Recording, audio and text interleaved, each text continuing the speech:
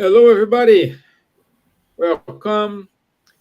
Today, as promised by Roberto Watanabe in his last talk, he's here to talk about the intervention of the spirits in the corporeal world. As you know, Roberto Watanabe is the president of the FESP. It is São Paulo State Spiritist Federation. This is a joint effort between PSP and Irish Spiritist Federation to make these talks available to everyone. And today is a special day for us because we will start to broadcasting directly to the FSP YouTube channel. So for this reason, my friends, I ask you a moment. I will give the welcome in Portuguese to everyone who are in the first YouTube video, and then I will translate exactly what I said in Portuguese. Okay? Boa tarde a todos, bom dia, boa noite. É uma grande satisfação que nós estamos aqui hoje com o Roberto Watanabe. Ele é o presidente da FESP e hoje nós estamos começando a fazer essas transmissões que há praticamente uns 3, 4 anos, né, Roberto? A gente já está com essa atividade aqui, mas até então não era passado diretamente no canal da FESP. E hoje, juntamente com a Kardec Radio, a Federação Espírita Irlandesa e a FESP, nós estamos aqui transmitindo uma série de palestras que o Roberto passa para a gente, pelo menos aí uma vez por mês. Nossa transmissão ela é feita em inglês porque, como é uma transmissão internacional, nós visamos aqui atingir também aqueles não só os não brasileiros que estão tanto aqui na Irlanda como estão nos Estados Unidos, uma transmissão, como disse, global, mundial, tem muitos telespectadores no Brasil, nos Estados Unidos, aqui na Irlanda e na Europa, e então necessariamente a gente precisa estar transmitindo em inglês. Do mais, muito obrigado. Obrigado à FESP, à diretoria da FESP, por permitir que essa transmissão seja feita a partir de hoje. So, everyone, what I just said, I just welcome all the management team from FESP who allowed this transmission.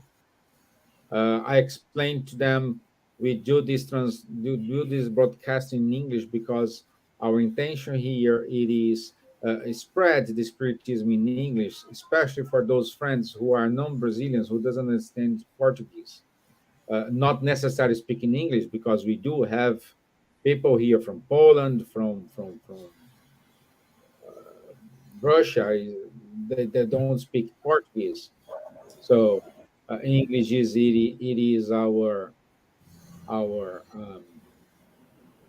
common language here. And Roberto, as you will know, once a month, sorry, he's here with us. And this year is dedicated to the Spirits book. And today's talk, it is the intervention of the spirits in the corporeal world. Okay, I said too much. See, for example, guys, we have people here. Adriana Costa, she's in Toronto, so that's good. Thank you. Herminio Silveira, he's in the United States. So good evening also to Pacho Oliveira and Andrea Sadoko. So Andrea is from FESP, Brazil. There's from FESP, yes.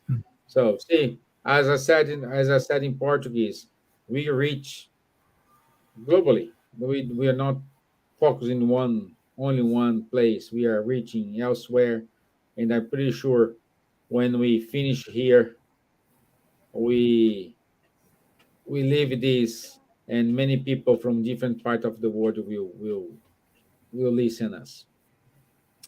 Okay, so I just do the initial prayer here and ask everyone to raise up your thoughts. Let's connect with the superior spirits, with the mentors from FESP, mentors from ISF, mentors from Kardec Radio, to be with us this time and allow us to reach out to those brothers and sisters who are in need, who are suffering from depression, anxiety, and those who are looking for some answers. So we invite everyone to get to know more about Spiritism, and I'm pretty sure you will find your answers. Amen. So, my friend, it's you. We are already late. I still uh, uh, uh, almost 10 minutes from your time, but No problem. it was needed.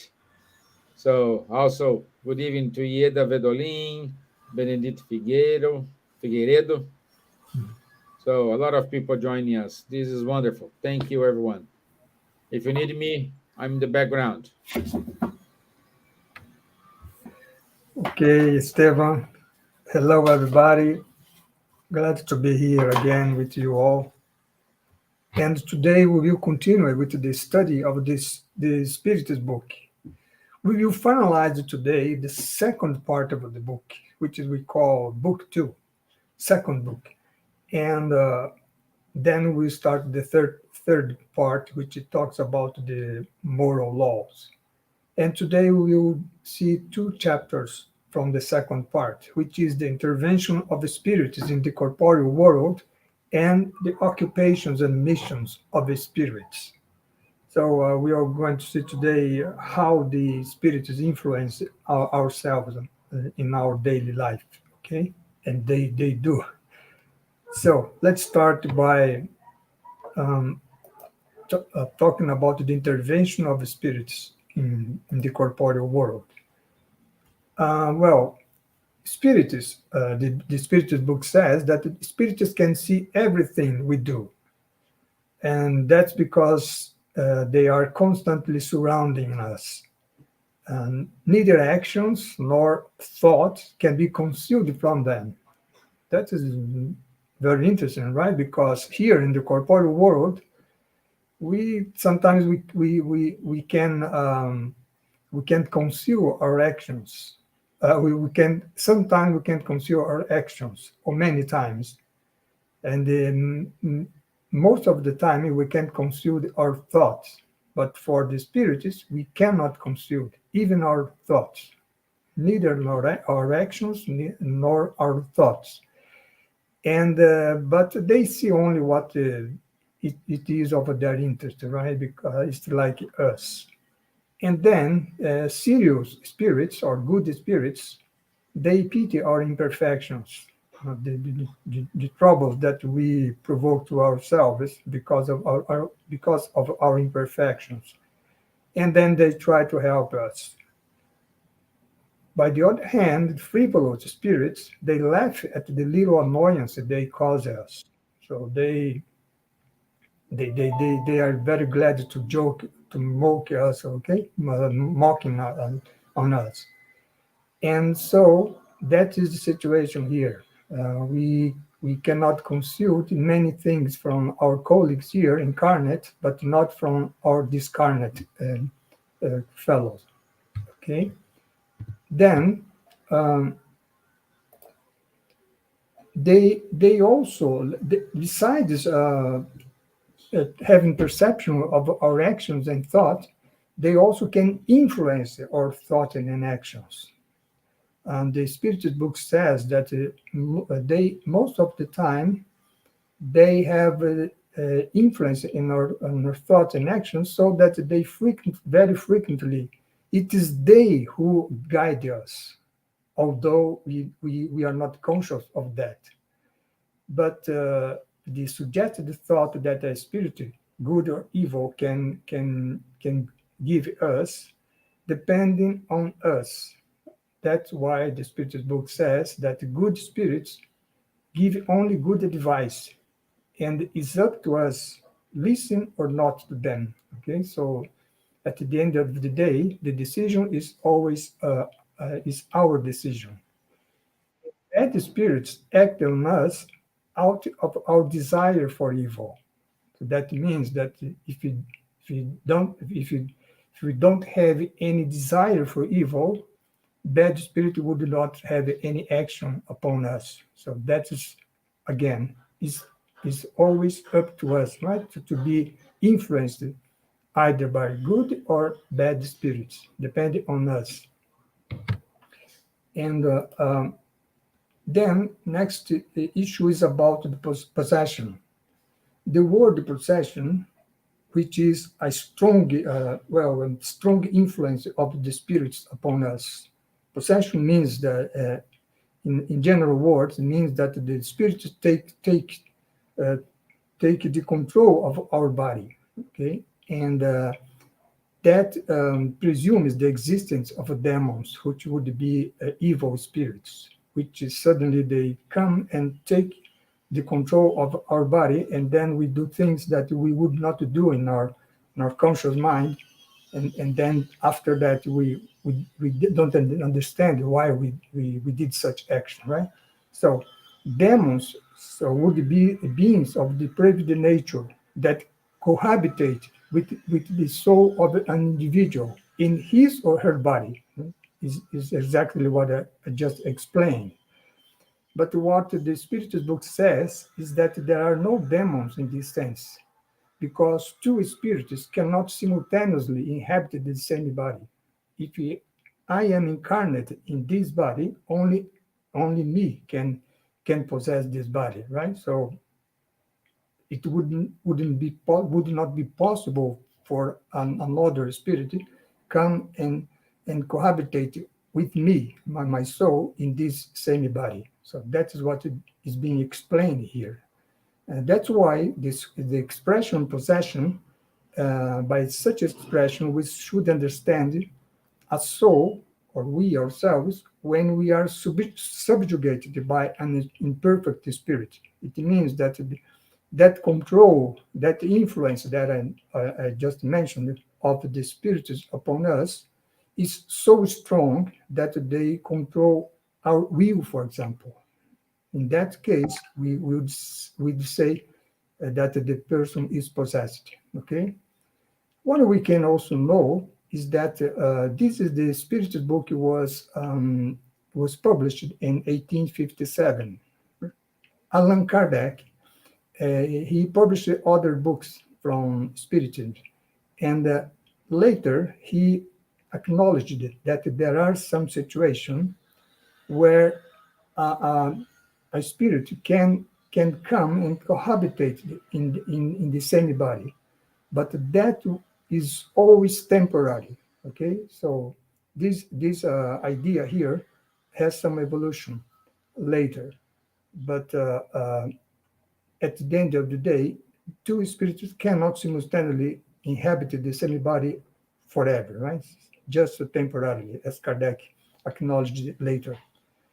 And when we are in such a situation where we are subjugated by an imperfect spirit, we can free ourselves from such domination by firm will.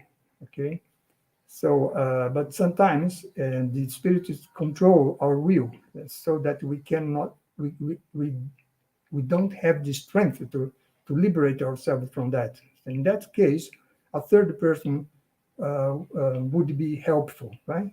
If he is morally upright, because we learn from Spiritism that spirits, especially the evil spirits, they only can accept, they only can can can receive an order or a kind of orientation from a high order spirit, which is morally upright, right? And prayer also helps, but it's not enough just to pray. We need to act also. So that's the situation where we could release ourselves from possession situation. Now, next issue is about the convulsionaries. This is a case where a group of a person become kind of a possessed, right? Because they are a type of awakened. They are in a type of awakened somnambulistic state, caused by the influence they exert on one another. So the base here is magnetism. Magnetism not in the physical sense, right? But magnetism in the sense of like hypnotism, for example, where the hypnotizer take control of the will of the hypnotized person. And in that case, that in that group of people, they themselves exert this magnetizing influence on one another. So you can imagine what kind of a confusion they exert, right, from such a situation, because they are not conscious of what they are doing, since they are in this awake, in somnambulistic state. And so they, and in that case situation, they manifest remarkable faculties such as physical sensitivity, mind reading, and telepathy, the empathetic transmission of a pain, and other phenomena. And magnetism is the primary source of such phenomena. The action of the spirits in this case is secondary. They just take advantage of the situation, right? Because in that situation, all that incarnate people there, that group of people, which is called the convulsionaries, they are not in control of their conscious mind, right? So they just take advantage of such a natural disposition, which is the somnambulistic state. And we have a case here in the Spiritist magazine of this is from November and December 1859. Uh, we have this case here, the convulsionaries of San Medard. The situation was this: Father Francis Ferris, he's died in 1727 and was buried at the San Medard Cemetery. His brother built a little tomb, and to that tomb the poor came to pray. Why the poor came there to pray in Father Francis' tomb? Because as he was alive, he was a very charitable person. So people came there to pray, and then a few cures were produced there. And that cures were considered miraculous.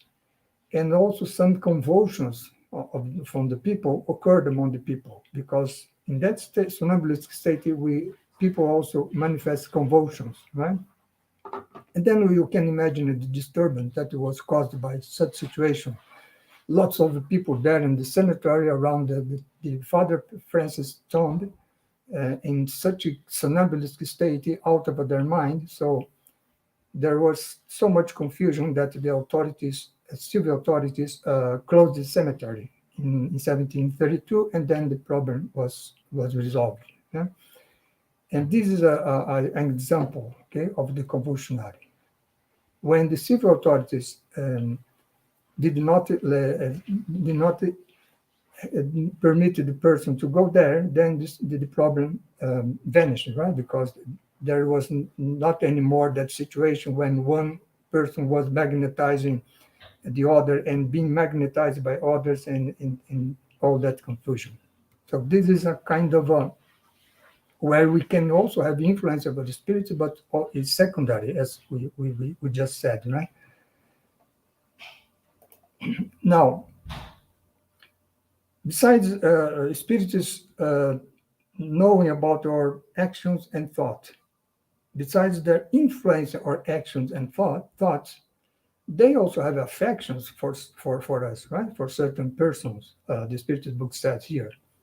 The Spirit's affection is the result of a similarity of sentiment, right? For example, a good person, incarnate, I mean, will have will attract good spirits, right? So, and by the other hand, the opposite is true also, right?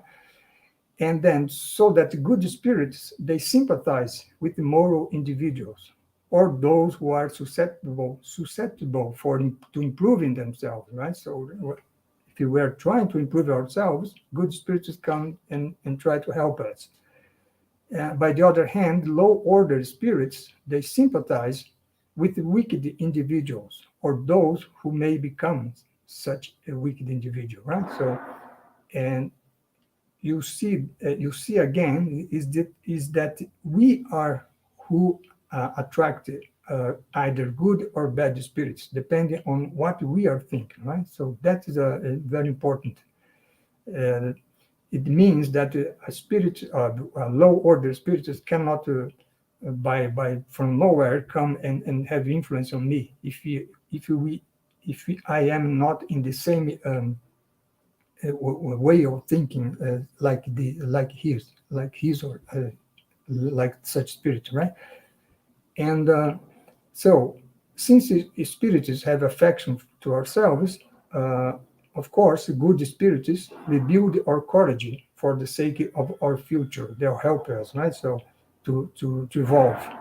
And evil spirits, of course, incite us to desperation and try to jeopardize us. That is logical, right?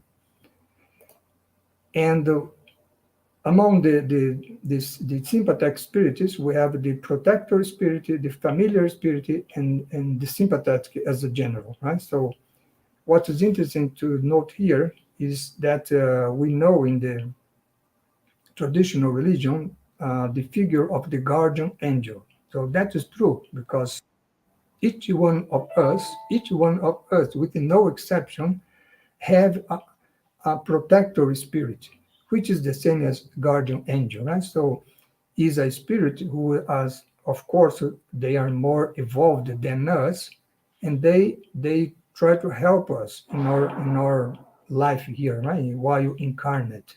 That is their mission, to guide us along the path of the good. So that is very interesting because we can, by way we think about our life, we can have this help, the constant help, right? So from our protector spirit, and they frequently accompany us after death, and even in numerous corporeal existence, right? So it's a kind of a mentor, right, of ourselves. It's the guardian angels from the traditional religion. But they protect us not so openly, because they don't want to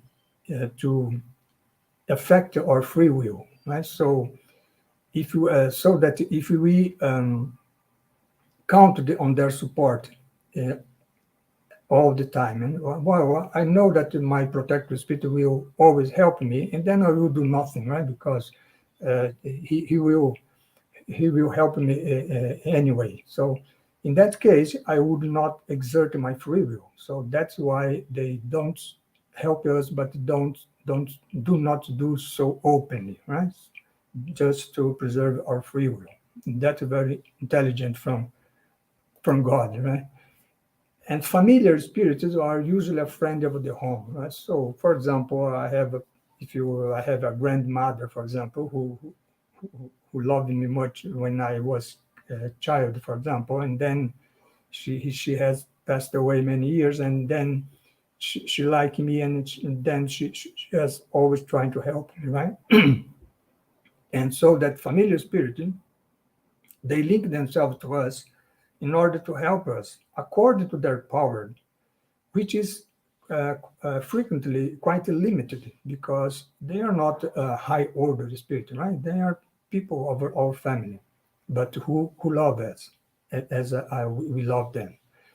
And sympathetic spirits are attracted to us by a similarity of a thought and sentiment, in good or evil, right? So in this case, a sympathetic spirit who approximated to me doesn't need to be someone that I knew, right? So while he was incarnate, uh, because he's attracted just by the similarity of sentiment of thought, and but they may be either good or evil, right? Because if you are thinking here a lot of bad things, then the kind of a sympathetic spirit that I attract is evil spirit, of course, right?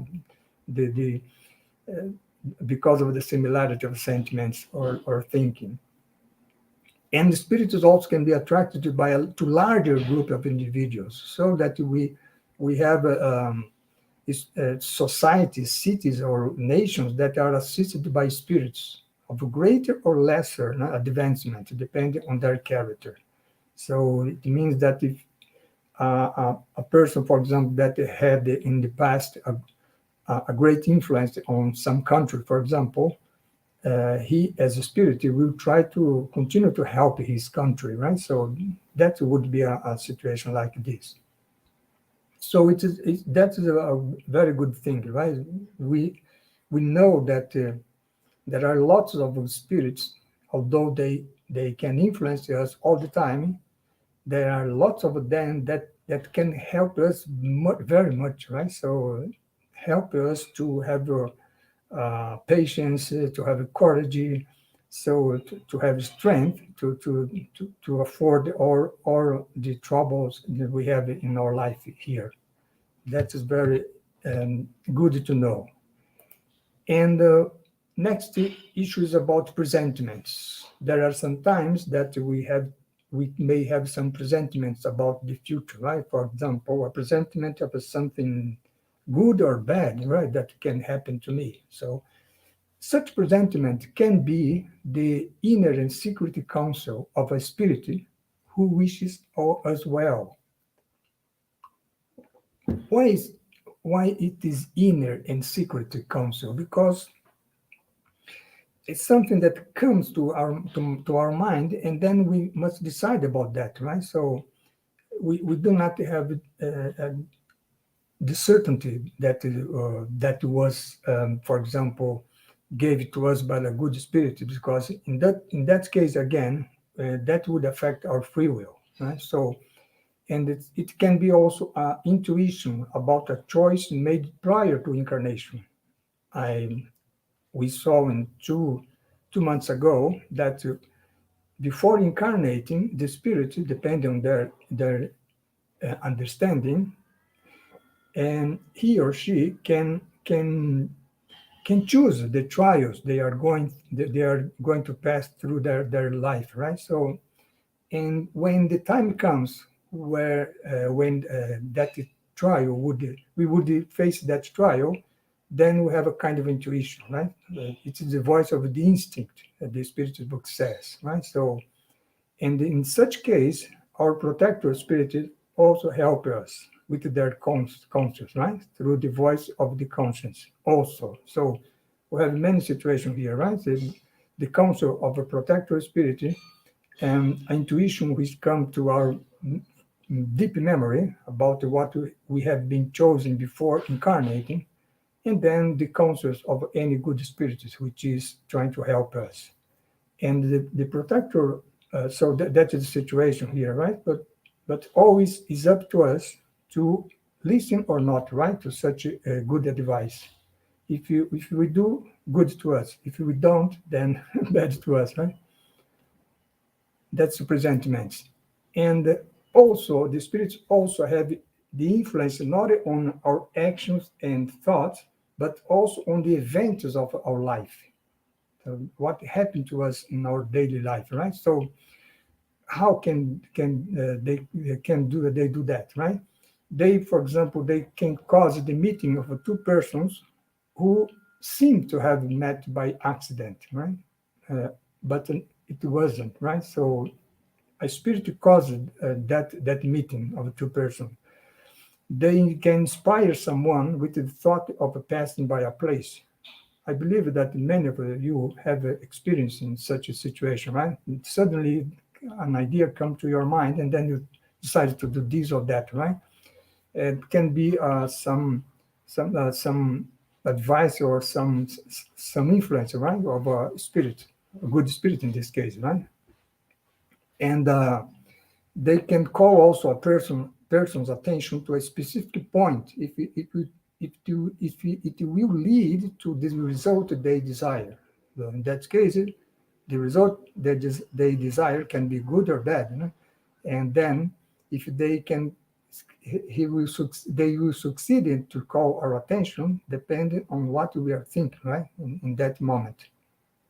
So, general, they work in such a way that individuals, believing that they have only followed their own impulse, actually they always retain their free will, because we think that we decided that by ourselves, but there an influence over the spirits, but they do not do so openly, so that they preserve our free will.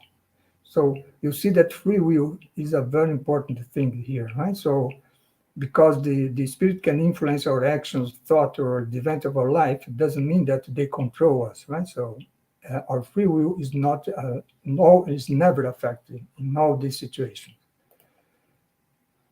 They can enable us to obtain the gifts of fortune as a trial, because fortune is a trial, right? And the most often they will refuse, just as we would refuse a child's inconsiderate request. And they also cannot divert misfortune that belongs to the designs of providence. Right? The trials that we must face, we will face, right? Nobody can avoid that. And but they can help us by lessening our pain, by giving us patience and resignation, strength, courage, like I have already mentioned. And and also they only help those who know how to help themselves, because as always, right, we have always our free will, not just to think in the correct way, but doing the correct things, right? So that is always up to us to do. So if we cannot pray, we cannot ask for help and sit there waiting that something good will happen to us, right? We ask for help, and then we go to we do it, right? We do what we must do, right? So that's the, the situation in our life of all of us. And spirits also have an action on the phenomena of a nature. You can think about, for them, we have an example here, right? Storms, for example, right? So the great phenomena of a nature, the Spiritist book says, they may occur for a reason directly related to humankind. We can see that especially in our days, right? Where the human action is affecting in a bad way the environment. And then we have a flooding in some places, we have drought in other places. So that is a phenomenon, great phenomenon of nature, which at the end of the day are caused by ourselves, right? But most frequently, such phenomena have no other purpose than to establish the balance and harmony of the physical forces of nature. Right? For example, if a volcano in some places just start an eruption, it's just a kind of a balance, right? Because if that eruption of that material would not erupt out of the land, if it stayed there, it would be very dangerous, right? So to reach this balance and harmony, the great phenomena occurs, right? Earthquakes and tsunami and such kind of a thing, right? And in the phenomena of nature, what is interesting to know in the spirit book is that there are many spirits who exert such influence on these phenomena. For example, the spirit book says, in the production of storms, for example, spirits gather in enormous masses to provoke that phenomenon, right? So that is very interesting. Of course, they are not much evolved spirits, right? So they still don't have a free will, for example, in its totally free will, right? So they are there on the beginning of their incarnation. Spirits is in the beginning of their incarnation, right? Still learning about things, life. So these are the kind of spirits who have such an influence over the elements of nature. And of course, the spirits who coordinate this, they are very evolved spirits, of course, right? So that's the situation here. Interesting to know from the Spiritist book. Um, Now let's talk a little bit about pact, right? Is it possible that a person can have a pact with the demon, like you see in the literature, then what the spiritual book says is that a pact in this usual sense of the word, which is this that I just mentioned, is an allegory that portrays a situation where a person of evil nature sympathizing with the wicked spirits. So that situation where a person with the evil nature attracting wicked spirits is not a pact, right? It's just sympathizing. So that's what is being said here, right? So that those who desire to commit an act of evil, they will certainly attract the evil spirits to their aid, right? So evil spirits will help them to commit such act, and then they become obliged to serve them in return. So that's the meaning here of a pact. But in such situation, the victim or the affected person of that act of evil, um, he or she can be freed from such act by an opposing appeal, or by an opposing appeal. It means it helps it asks for the help of the protector spirit, for the good spirit, from God, from Jesus, right? So, or by an action of the will, of their will, right? So it means that a pact is not an act of evil, is not something that acts with certainty, right? Depending on how the affected person will defend him or herself from that act, right? So that's the situation here. And then we have also the issue of occult power, talisman, sorceries, all this kind of magic, right? The involves superstition, and all this kind of situation. Spiritism and magnetism explain many of such phenomena, right?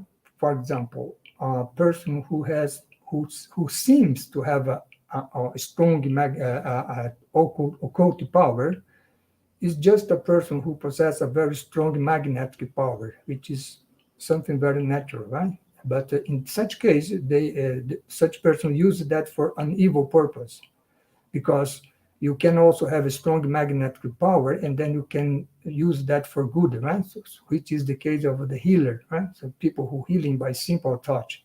So that's the situation here. So there is no sense in saying that certain individuals can cast spells, for example, spells that then the person who is affected will be lost, right? No, that is not true. It's just imagination of the superstitious people, right? So that's what's being explained here. Talisman also, right? Kabbalistic sign or sacramental word uh, don't have any power over spirits. Spirits are attracted only by thought, right? And not by material objects. They just as well as they obey just to a morally evolved person, and not by any person, right? And sorcerers are also a person who possess certain faculties, magnetic power or second sight, right? As I said in last month, right? Second sight is that faculty that people can see, the spirits can see something of the future, of the past, right? So this is clairvoyance, right? Is the other name for second sight. And since they do things that we do not comprehend, we suppose them to be endowed with supernatural power, but that's not the case, right? Spirit and magnetism explain what is natural, and all the rest is just a foolish belief, as the Spiritist book says. And finally, we have the case of a blessing and curses. So blessings are aimed at the morally upright, and curses are usually aimed at the wicked, right? They can never divert providence from the path of justice.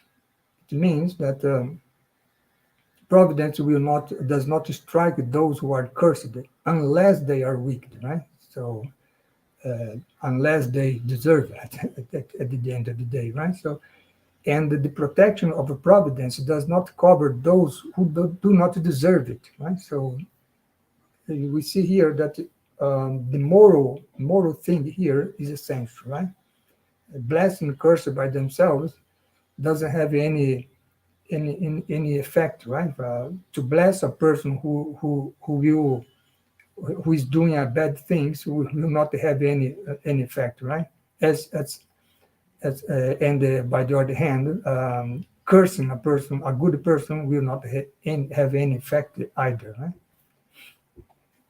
So what is interesting in all of this issue here, intervention of the spirit in the corporeal world, is that yes, they can affect our action, our thoughts, or the event of our life. They can help us, they can prejudice, they can jeopardize us, but always dependent on we ourselves, right? How is the state of our mind, right? Our mindset. Is we're thinking good or bad. Depending on that, we will attract good or bad spirits, right? So that's very interesting to know here. Now let's talk a little bit about the occupations and missions of the spirits. So spirit is either incarnate or discarnate, because we here are also spirits, right? So we are just a spirit, incarnate spirit. And we have our occupation and we have our missions. And even after death, we go to the spiritual realm, and there, what we do there, like the literature said, the fables say, right, that we sit there on a cloud and playing some instrument, right, some musical instrument. No, we have the occupation on the other side as well as we have here, right? So, and we have also missions. That's what we are going to see a little bit here. So spiritual life is a continuous occupation. Of course, not subject to bodily fatigue or the anguish of need, right? Because there we don't have the pain, we don't have cancer, we don't have we are not get thirsty, okay, hungry, and then the ordinary spirits, they mix themselves in our occupation here with our incarnate, right? With our occupation and pleasures, because although they are not they have passed away and is not living with us anymore, because they are ordinary spirits, they are attracted to things of the ordinary life here. So that's why he are always surrounding us here, right? So that is the case of ordinary, and they do so in order to drive men and women forward in their different walks of life, exciting or moderating their passion, right? Exciting the evil ones, right? And moderating the good ones. And some spirits have missions to fulfill. That's, occupation is something that you do, right? So without any higher purpose. Mission, you have a higher purpose here, right? So missions to fulfill, whether in the errant or incarnate state. Protector spirits, for example, they have a mission, right, in the errant state, I mean, in the spiritual realm, which is to protect us. And mission, when you say about the mission, you also, we are always talking about a good purpose, right? A bad purpose is not a mission, right? So the spiritual mission, that's why the spiritual book says, right? Spiritual mission always have the good as their purpose. And such a spirit that have missions, they are in charge of helping the progress of humankind in nations or individuals, like the case of the protector spirit, right? And that either incarnate or discarnate, right? Because as a genius in science, for example, he has a mission, right? So he is incarnate. Incarnate spirit mission are of various degrees of generality and importance. For example, the one who cultivates the soil is fulfilling a mission, right? As surely as the one who rules or teaches. Parenthood is also a kind of a mission, right? Which is to guiding the children on the path of the good. You see, uh, guiding the children on the path of the good. That's the mission, right? Because if you were driving them on the path of the evil, that's not a mission, right? A mission. Individuals like science that I said, right, that enlighten human with their genius also have a mission, right? You can think about um, Einstein, for example, right? So, but they may be subject to failure also, right? Because they are not perfect. Errant spirits. Let's talk about now about the errant spirits. The spirit in the spiritual realm and the spiritual dimension. So entails also so many purposes that it would be impossible to describe them all. Right? Some have a more restricted missions, such as helping the sick, the dying, and the afflicted. Others take under their care individuals, families, cities, and people, right, for whom they become guardian angels or protector spirits. And still others assisting the geniuses who concur in the advancement of humankind. So it means that even a genius like Einstein, for example, he was surely assisted by spirits, right? Who had this mission of concur in the advancement of humankind. And high order spirits, they concur in the harmony of the universe. They work directly with God, right? So they are minister of God to fulfilling his will, his divine will. Jesus would be an example, right, in this case. So that's what we had today for to talk about this influence over the spirits in the corporeal world and the occupation and mission of the spirits. Next month, we will start by studying the third book of the Spirit, third part of the Spirit book, which talks about the moral laws. And I would recommend the first chapter of this third part is the divine or natural law. And I presented this chapter also 2 years ago. So I would recommend that if you can, you see this video from January 19th, 2021, because it's the first chapter. Then next month, we will start by the second chapter, right? Which is the law of worship. Then we will the chapter 3, law of labor, and then chapter 4, law of reproduction, right? So these are the natural, the moral laws that we say, which is a classification of the natural law, in 10 laws. We will see all of them and on the second semester, right? So here we have the bibliography that I used today, Spirited Book and the Spirited Magazine. So thank you for being here with me, and now I'm open to any question or observation you may have. Stephen? Thank you, my friend.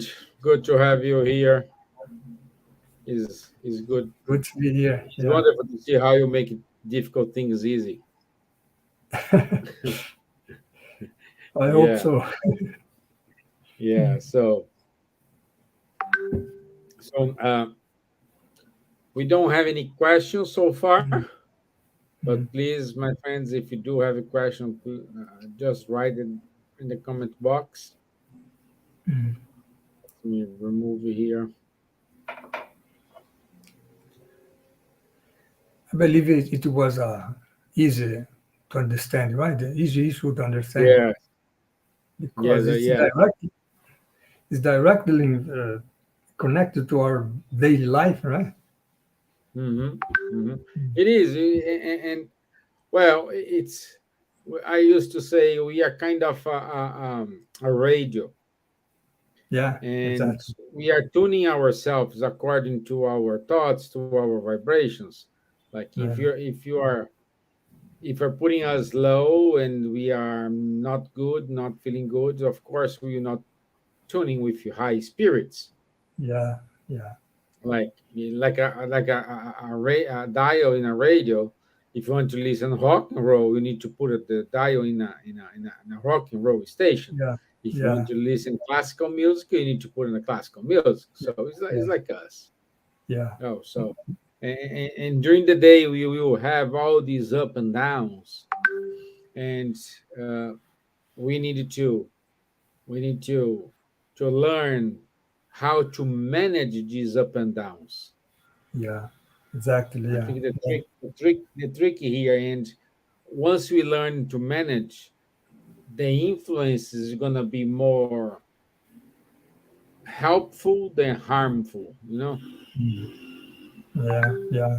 Very good example. Your analogy you're giving us here, because well, we are surrounded by spirits, well, either good or bad or evil spirits, but we are in control of the tune of our radio, right? So it's up to Yeah, us to sympathize or syntonize, syntonize with the good ones or bad ones. Just up to us.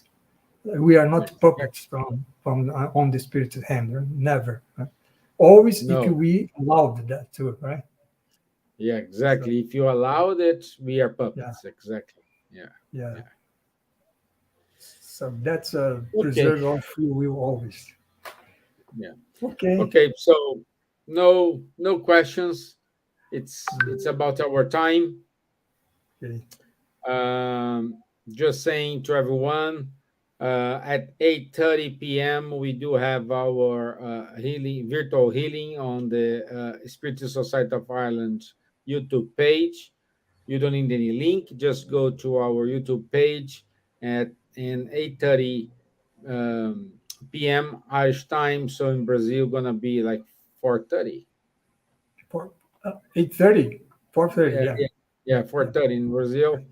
So just go to our webpage, and our healing team will start the virtual healing. It's not too long, but uh, can help you to tune yourself, Yeah. you know, Yeah. help you to tune yourself. My Yeah. friend, would you mind to do the final prayer for us? Sure. So thank Okay. you. Glad to be here again, and then see you next month to Yeah, what's talk. the date next month? Oh, the day. I think it's the 15th of August. Uh, yes, 15 of August. Okay, great. Okay, so let's thank our spiritual benefactors for all the help and support during our presentation today. And let me ask them to help us in our good purpose in our lives in order to evolve and understanding the meaning, the real meaning of our life through this spiritism, right? So we thank all of them. We thank Jesus for this opportunity of being reunited here in His name with His support, and and then we thank God for this opportunity of this incarnation to become to know many things about our lives as spirits, immortal spirits that we are. So be it. Good. So once again, thank you, everyone. It's too many people here. If I start to say a name, I will miss someone. But anyway, I want to say thank you, everyone, for your time. Thank you for staying with us. I also invite you to watch our lives every Tuesday and every Thursday at this time. Like we start 7:15 p.m. here in Ireland, 3:15 p.m. in Brazil. Okay, Roberto, thank you very much. Thank I'll you. see you on the 15th of August. Sure. Thank you. Thank you. Thank Bye you bye. all. Bye bye.